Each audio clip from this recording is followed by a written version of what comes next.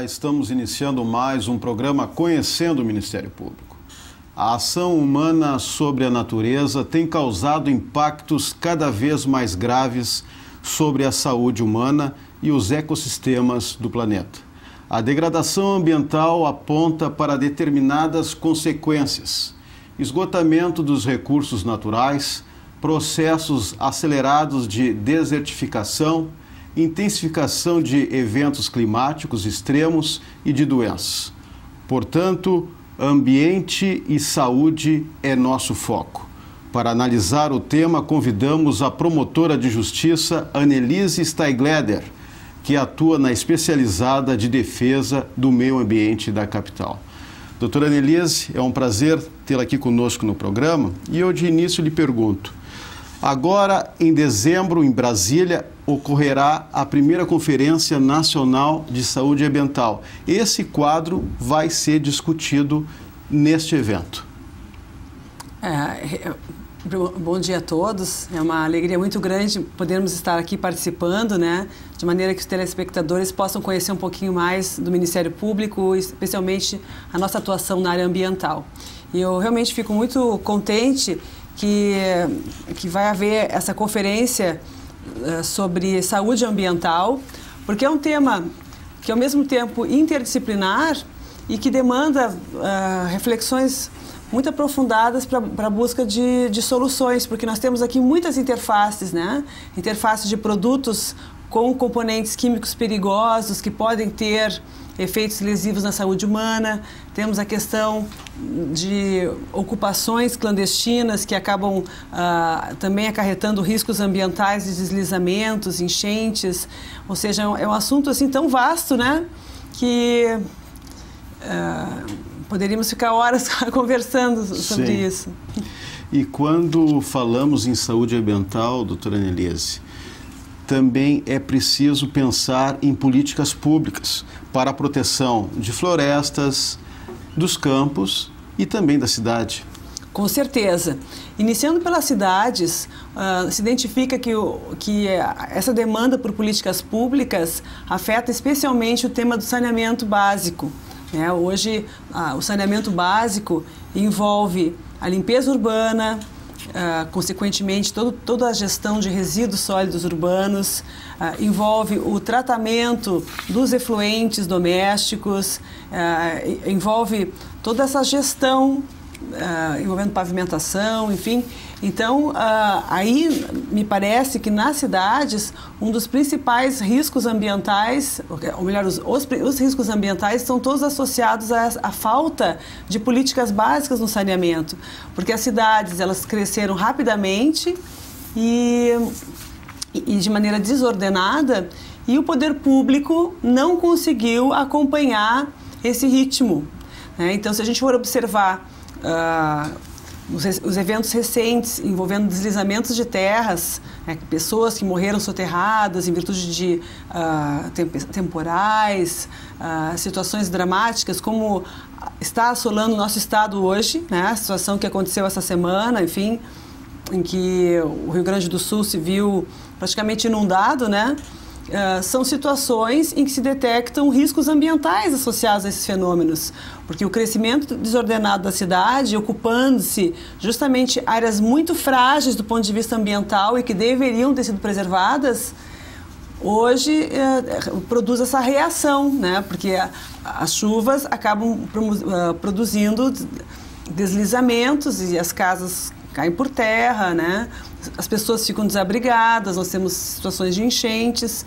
Então, e aí, quando você vai ver a origem do problema, é justamente a falta de políticas públicas em tempo adequado, né, para atender as demandas. Outra situação é que os efeitos da degradação ambiental, ela está, digamos assim, ultrapassando fronteiras. Nós temos aí problemas com doenças, como é o caso da febre amarela, que no caso, trazido pelo mosquito, né? Então, isso é uma consequência grave também de desmatamentos, de outras consequências produzidas pelo homem. Sem dúvida alguma, né? Se observa que, em virtude dos desmatamentos, sobretudo das matas ciliares, né, que esses mosquitos eles começam a migrar para áreas cada vez mais próximas das cidades, né, porque os seus ecossistemas naturais estão completamente alterados. E aí ocorre essa migração de fauna para o ambiente urbano, acelerando doenças que não tinham essa intensidade. E aí esse é um problema que atinge não só o ambiente urbano, mas também o ambiente rural. Ou seja, é o que se chama de efeito bumerangue, né? Porque tudo aquilo que a nossa sociedade produz em termos de danos ambientais ao longo dos tempos, depois volta, né? Volta na mesma intensidade ou até mesmo numa intensidade pior. Mas o aspecto mais grave que se observa, né, quando se fala em saúde ambiental e riscos ambientais, é justamente um problema de grande desigualdade na distribuição desses riscos, porque as populações que são mais atingidas pelos riscos ambientais na sua saúde, na sua vida, são exatamente as populações menos favorecidas economicamente, porque são aquelas pessoas que acabaram ficando à margem da sociedade, né, e que contribuíram para a urbanização da cidade de uma maneira desordenada. Então, claro, as pessoas que vivem em áreas de risco são justamente as pessoas de mais baixa renda. Então, esse é um fator que me parece extremamente decisivo quando se propõe essa conferência, que também busca a questão da qualidade de vida, da cidadania, da sustentabilidade, porque me parece que falar em saúde ambiental sem falar em políticas sociais não tem muito como funcionar. Claro, e um dos grandes problemas urbanos, me parece, é a falta de saneamento básico em algumas áreas de cidades. Exatamente. Então se observa o quê? Essas populações menos favorecidas acabaram ocupando de maneira desordenada determinadas regiões das cidades que são mais frágeis do ponto de vista ambiental. Muitas vezes são áreas de captação de recursos hídricos, né? São áreas conhecidas historicamente por alagamentos, como é o caso no Rio Grande do Sul e, sobretudo, Porto Alegre, das ilhas que formam o delta do Jacuí. E aí as populações vão ocupar justamente essas áreas, né? Que são áreas muito frágeis do ponto de vista ambiental. E então, quando acontece algum fenômeno climático, alguma situação mais dramática, as populações atingidas são justamente essas populações, porque as populações mais favorecidas economicamente, elas vão morar em locais mais afastados, locais mais altos, né, onde já existe uma infraestrutura urbana adequada, e aí, consequentemente, nem sofrerão muitas vezes os efeitos, né, vão acompanhar pelos jornais, né? Então, realmente, o aspecto muito grave, né, do que se verifica hoje é que, embora o efeito seja global, né, porque todos somos atingidos de alguma maneira, uns são mais atingidos do que os outros, porque têm menos condição de resistir a esses riscos. Claro. Uma outra situação, doutora, que tem chamado a atenção das autoridades é o degelo, né, as geleiras, né, aumentando o nível da água do mar. Isso é um aspecto diretamente associado ao efeito estufa. Existem pesquisas científicas apontando que as emissões de CO2 na atmosfera estão contribuindo para o degelo, né? E isso, sem dúvida alguma, vai trazer graves consequências ambientais e que já começam a aparecer, inclusive, no Poder Judiciário, né? Eu tenho notícia de uma ação de uma comunidade inuit do Canadá contra o governo canadense para que exija das suas empresas, né, das empresas canadenses que lançam CO2 na atmosfera, que atinjam de maneira mais rigorosa as metas de redução de CO2, porque na ação essa da comunidade inuit já ficou caracterizado o nexo de causalidade entre as emissões de gases de efeito estufa e o fenômeno de degelo, e que vai atingir essas comunidades tradicionais, inclusive nos seus valores culturais, porque essas pessoas começam a perder as suas referências, as suas práticas tradicionais, né? Perdem o seu ecossistema. Então, não há dúvidas de que nós temos um efeito climático diretamente associado, ou pelo menos que conta com a contribuição decisiva da ação humana. Outra coisa que chama atenção também é que órgãos ambientais, às vezes, se sentem muito pressionados pelo crescimento humano, deixando de tomar uma posição para o desenvolvimento humano sustentável. É verdade, né? Aqui se tem um descompasso nas velocidades das coisas, porque o crescimento das cidades, o crescimento populacional, ele segue num ritmo muito acelerado e o poder público não consegue ter uma função proativa. Geralmente o poder público age quando a degradação já está concretizada, já está instalada, né? Então, você tem plena razão nessa afirmação. Claro.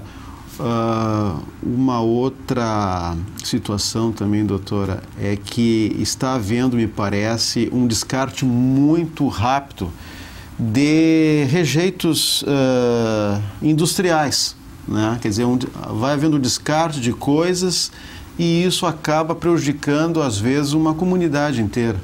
Bom, isso que tu estás comentando tem dois enfoques que são importantes.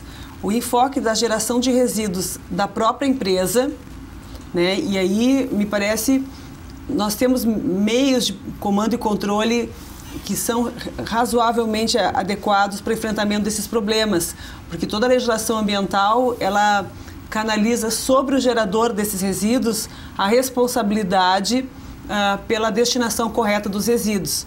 Então, por exemplo, na indústria calçadista, né? Raspa de couro, materiais utilizados, solventes, enfim, tudo isso é de responsabilidade do gestor, diretamente daquele fabricante. Então, nesse aspecto, a legislação ambiental ela é muito precisa, né? Qualquer resíduo gerado, né? Desde resíduos como lâmpadas, pilhas, solventes, enfim, qualquer material, ele precisa ser classificado na origem e a responsabilidade pela destinação final é daquele fabricante. Então, nesse aspecto, né, embora muitas vezes a gente tenha episódios dramáticos, como aconteceu no episódio da Utresa, né, quando houve a mortandade de peixes do Rio dos Sinos e que se detectou uma crise nas centrais de resíduos sólidos industriais do Estado, é uma situação que pelo menos já encontra uma regulamentação, né, tanto em âmbito federal, se tem legislações específicas no âmbito do licenciamento, como no âmbito do Estado do Rio Grande do Sul, nós temos leis estaduais tratando de resíduos sólidos industriais, então é um assunto que avançou muito. Mas o problema que eu queria comentar, até por conta da gravidade, é o resíduo oriundo do pós-consumo. Este, sim, é um problema que precisa ser melhor enfrentado pela sociedade. Que resíduo é esse? São os materiais perigosos que nós, consumidores, utilizamos e que depois da vida útil desses materiais, nós temos que dar fim para esses materiais.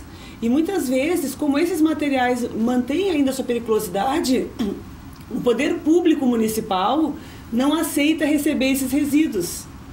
E aí, então, eu coloco aqui uma reflexão para todos nós, né? O que a gente faz com computadores usados, com os nossos teclados, com os mouses, com, enfim, né? Os nossos telefones celulares, os nossos controles remotos, ou seja, o resíduo eletrônico, né? Esse resíduo é um resíduo que é uma tabela periódica, porque ele tem vários metais pesados, ele é muito complicado, ele não pode ser disposto diretamente sobre o solo.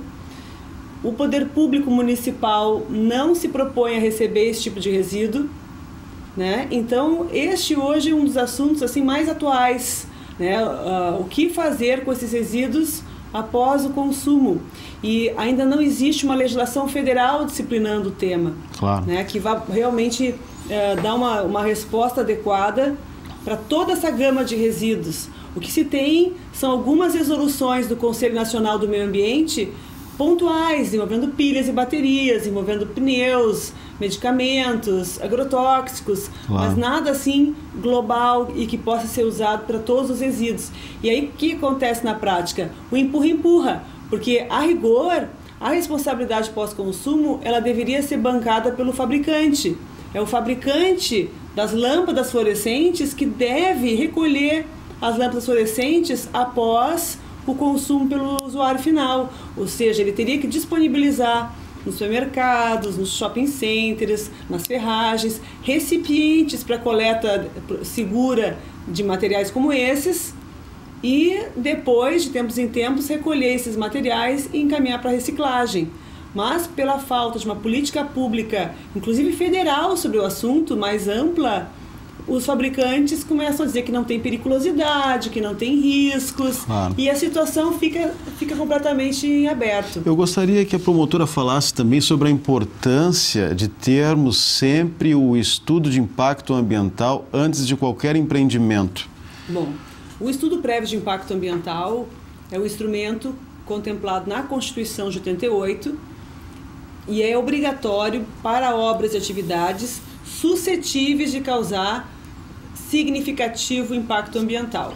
Ou seja, é um instrumento que trabalha com o princípio da precaução, né? Mesmo quando não se tem certeza de que a atividade de fato vai gerar significativa degradação, quando isso é provável, quando existe essa possibilidade, o órgão ambiental tem o dever de exigir o estudo prévio de impacto ambiental, que é feito pelo empreendedor, às expensas do empreendedor, por uma equipe multidisciplinar. Então, esse estudo, na verdade, ele é uma etapa prévia ao próprio licenciamento ambiental da atividade. Porque se a atividade tiver essa característica, então o próprio órgão ambiental já alcança para o empreendedor um termo de referência e ele vai fazer o estudo de impacto ambiental e se tiver tudo ok, aí sim é que inicia o licenciamento ambiental. O problema que envolve o tema é que muitas vezes a atividade não está contemplada na legislação como sendo de significativa degradação ambiental e por isso os órgãos públicos às vezes não exigem de ofício esses estudos.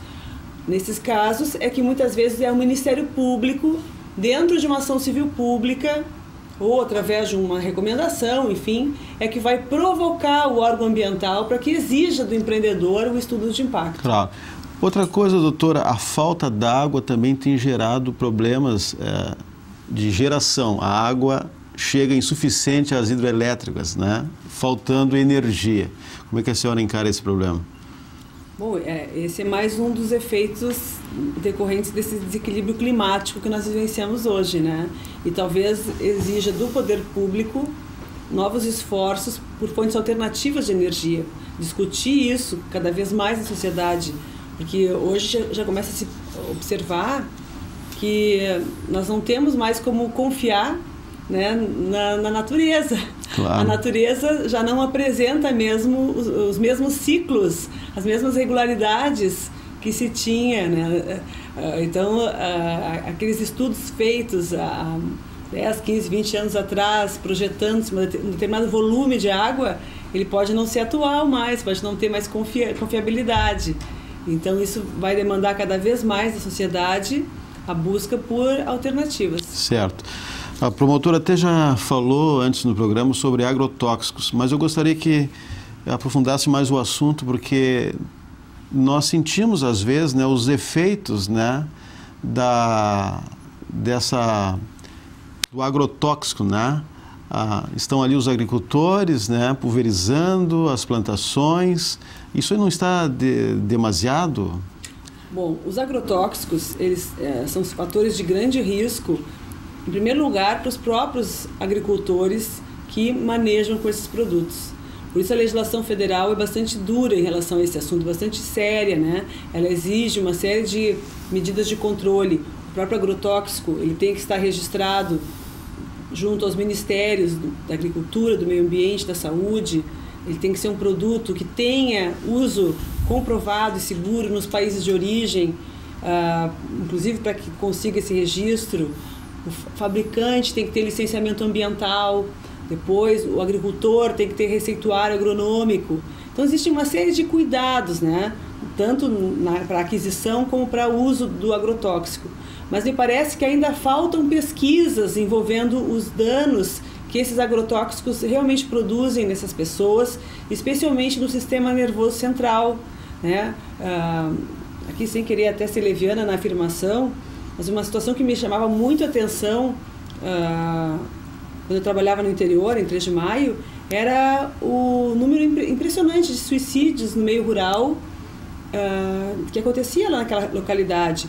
E tempos depois, conversando com uma engenheira agrônoma que fez uma dissertação de mestrado sobre o uso de agrotóxicos na região de Venâncio Aires, ela me comentou que o foco da pesquisa dela foi justamente estabelecer um liame causal entre o uso de agrotóxicos e a depressão por mutações e degenerações no sistema nervoso central das pessoas.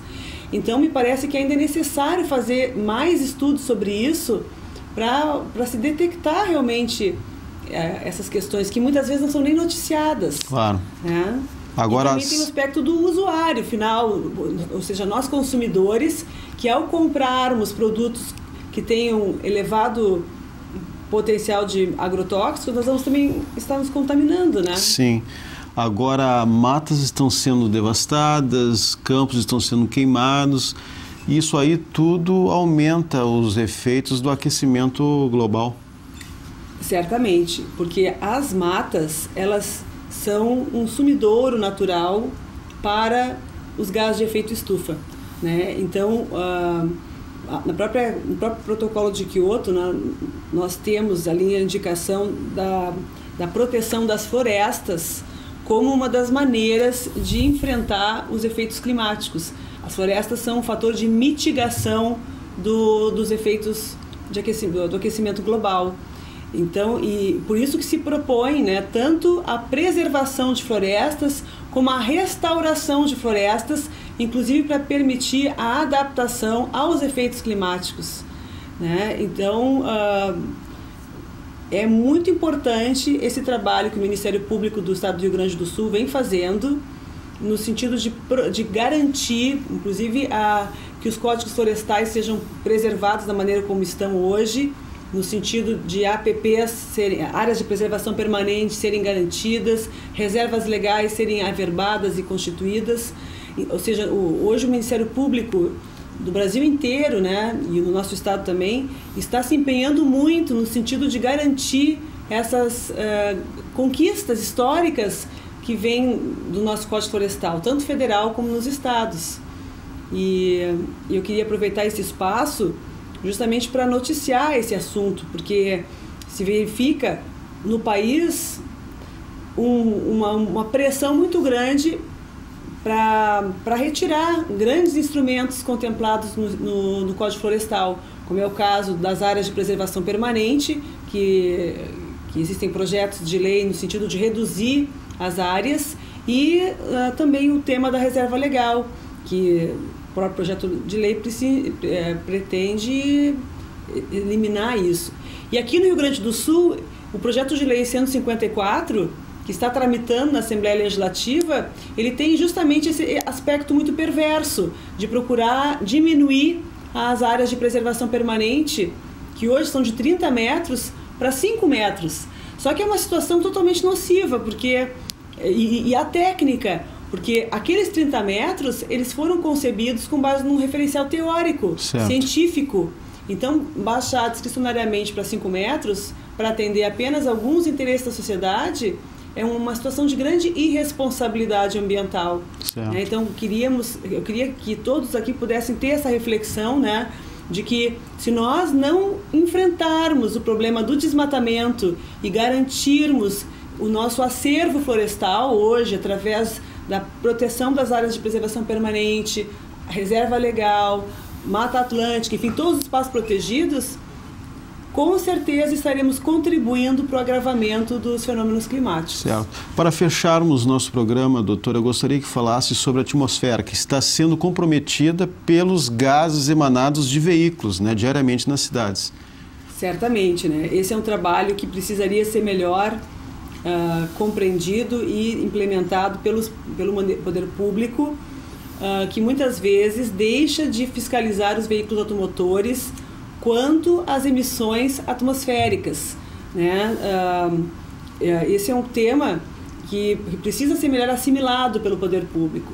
Muitas vezes as empresas encarregadas do trânsito, né, no caso de Porto Alegre, a IPTC, ela não faz de maneira contínua um trabalho de fiscalização nesse tema das emissões atmosféricas dos veículos automotores. E isso, com certeza, contribui muito para o agravamento da bacia aérea, né? Porque nós temos uma bacia aérea aqui sobre nós todos, né? E que ela é atingida por gases das indústrias, enfim, né? Das mais variadas origens e também pelos veículos automotores. E é a combinação de todos esses elementos químicos que estão na atmosfera que também contribuem para o efeito estufa. Então, quando se pensa nesses impactos globais, né, eu queria realmente poder deixar esse recado, muitas vezes a gente imagina situações grandiosas, né? Por exemplo, o que vamos fazer para melhorar o efeito climático? Nos parece uma situação tão complexa, tão grande. Mas não é tanto assim, porque cada um de nós, dentro do nosso contexto de responsabilidade individual, temos como contribuir, ou seja, a questão do nosso veículo, né, mantendo adequado para que não ocorra efluentes, emissões. Ok, doutora Anelise Steigleder, mais uma vez eu agradeço a sua participação aqui no programa. Obrigado pela sua gentileza em aceitar nosso convite. Parabéns pelo seu trabalho lá na Promotoria Ambiental da capital. Nós vamos ficar por aqui. Na próxima semana voltaremos com mais um assunto de interesse no Conhecendo o Ministério Público. Até lá!